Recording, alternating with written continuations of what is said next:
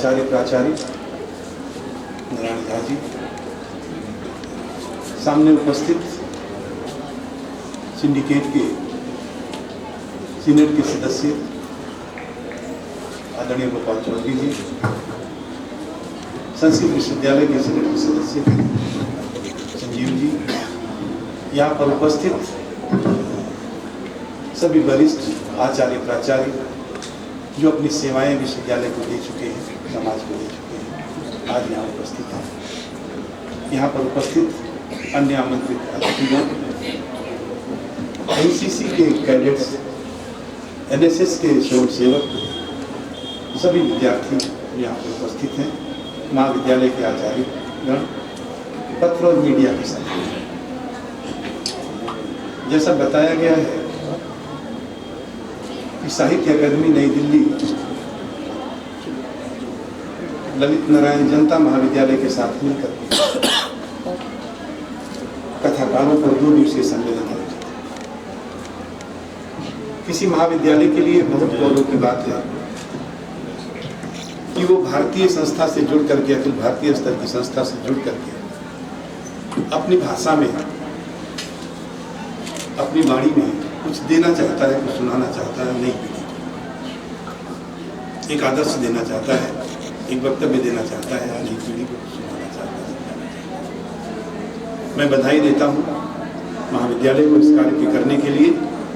और साहित्य अकादमी नई दिल्ली के प्रति आभार देता हूँ कुलपति होने के नाते, इस महाविद्यालय को चयनित किया और एक अच्छे महाविद्यालय को चयनित किया जहाँ सुपात्र प्राचार्य हैं जो मैथिली में रुचि रखते हैं, काम करते हैं, अखिल भारतीय स्तर पर जिसकी पहचान। मेरा अपना मानना है कि जो प्राचार्य का पद है ये उसी व्यक्ति को ज़्यादा सूट करेगा जो साहित्यिक रूप से बड़ा धनाढ्य है, क्योंकि सामान्य प्रशासन के अतिरिक्त सामान्य प्रशासन में कोई ताकत नहीं लगती है, एक परंपरा रहती है, एक व्यवस्था रहती है।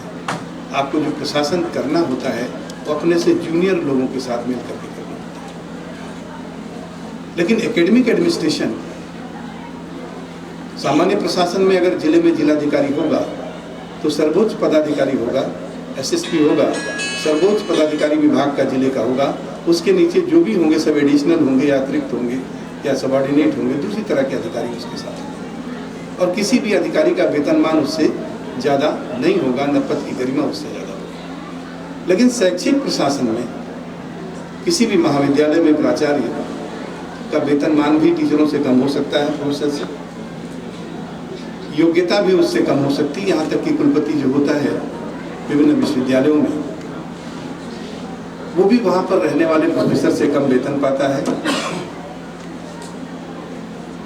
और ज्ञान विज्ञान में भी उनसे नीचे हो सकता है, ऐसा भी हो सकता है। तो ऐसे प्रशासन को करना जहां आपको अपने समकक्ष लोगों पर प्रशासन करना है, अपने से बड़े लोगों पर प्रशासन करना है,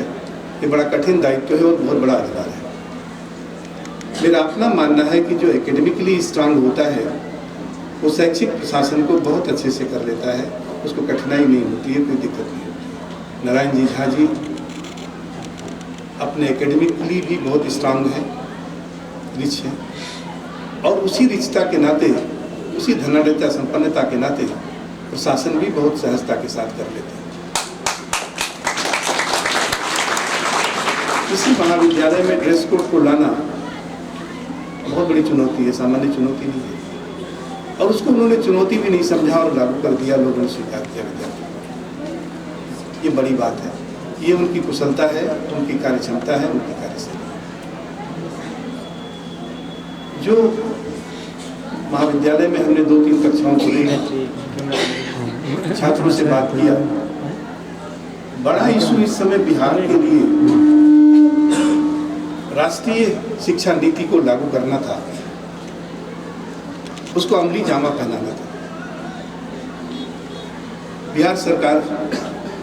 के सहयोग से, उनके प्रतिनिधियों के सहयोग से माननीय राज्यपाल जी ने इस पूरे पाठ्यक्रम को, इस पूरी व्यवस्था को जो